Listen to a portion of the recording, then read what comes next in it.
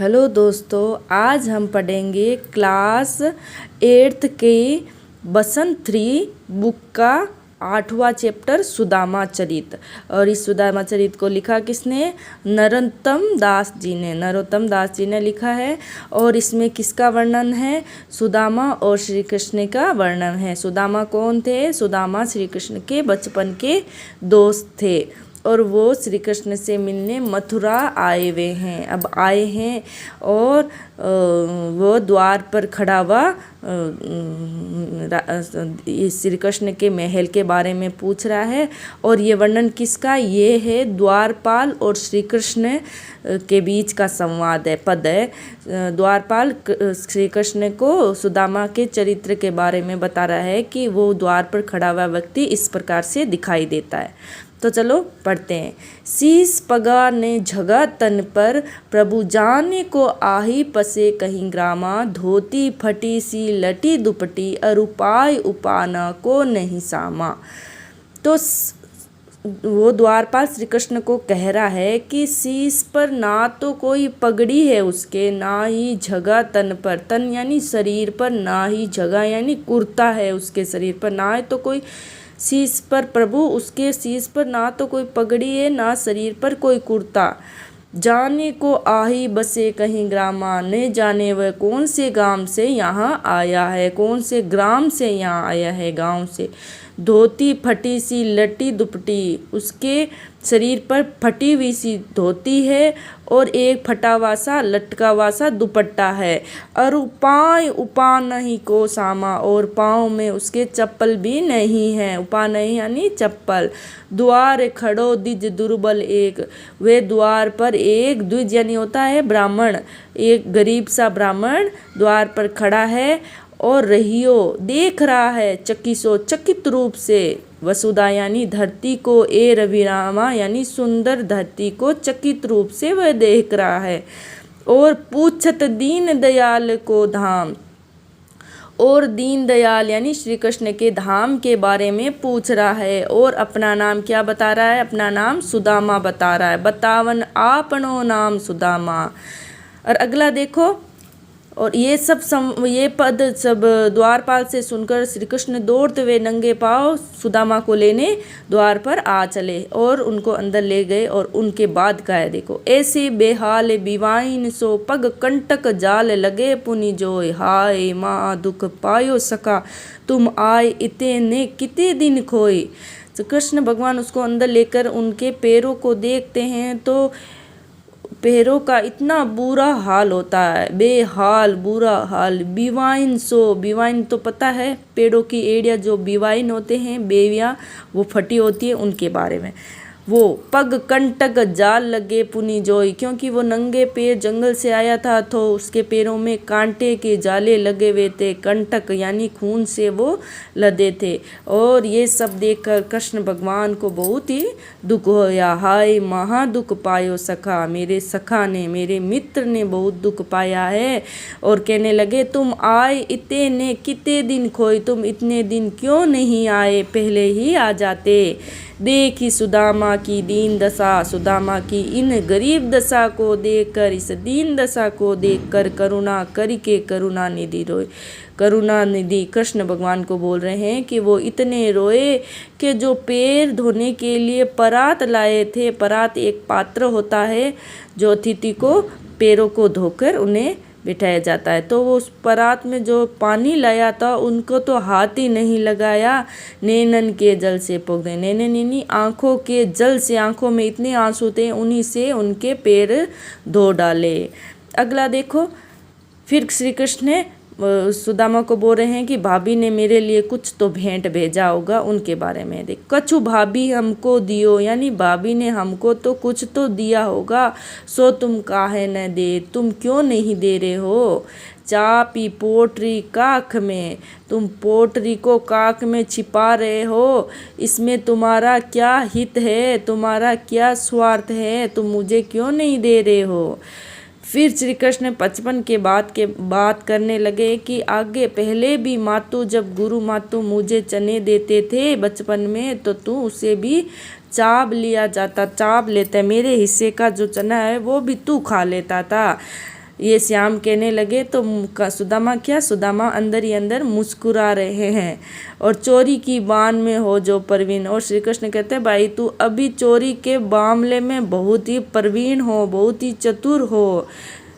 पोटरी काक में चा पी रहे तुम उस पोटरी को काक में क्यों छाप रहे हो, क्यों छिपा रहे हो? अभी तक तुम पिछली वाणी को तज्यो नहीं है, तुमने अभी तक पिछली आदत को छोड़ा नहीं है।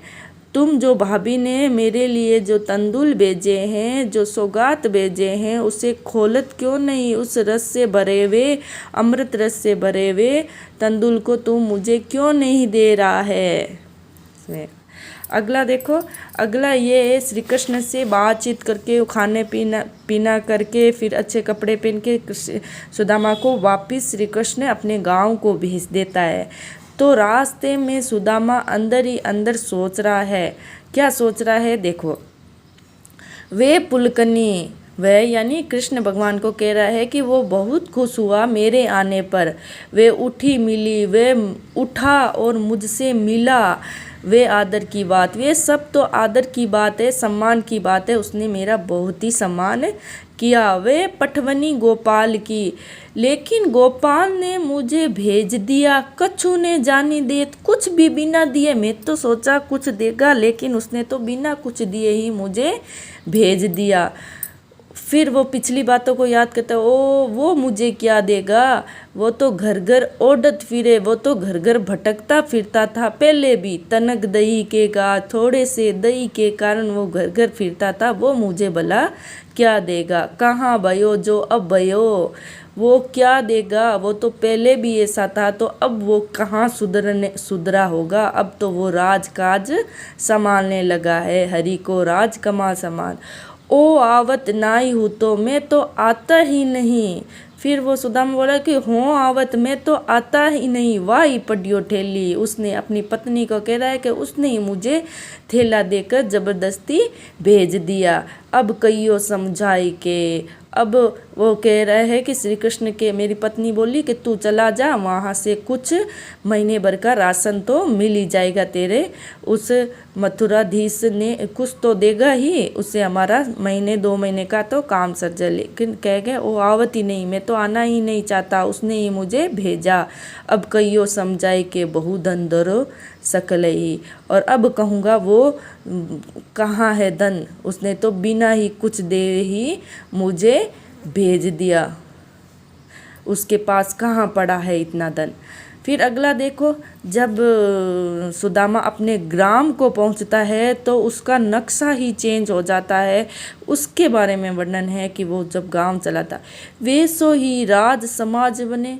सुदामा जब अपने गांव पहुंचता है तो गांव में महल, हाथी, घोड़े, सोने के महल बन चुके हैं। गांव में अंदर जाते ही तो उसको आश्चर्य होने जाता है कि मैं कहाँ चला गई। तो कहते हैं वैसो ही राज समाज बने, कि वैसो कैसे, जहाँ मैं मथुरा छोड़ कर आया हूँ वैसो ही यहाँ वैभव पड़ा है। गज हाथी बाजी घने समग्र छायो, सारे तरफ हाथी घोड़े से बाजे बजे हुए सब पड़े यहाँ।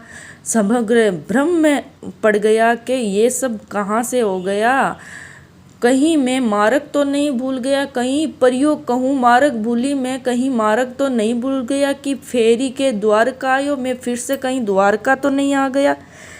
वो अपने गांव का नक्शा चेंज होता हुआ देख कर क्या सोच रहा है कि कहीं मैं वहाँ वापस द्वारका तो नहीं आ गया, मेरा मार्ग भूल तो नहीं गया। हाँ, भोन विल को मन सोचन, इन भवनों को देखकर मन और नेत्र सोचते सोचते गांव के बीच में चला गया मजायो।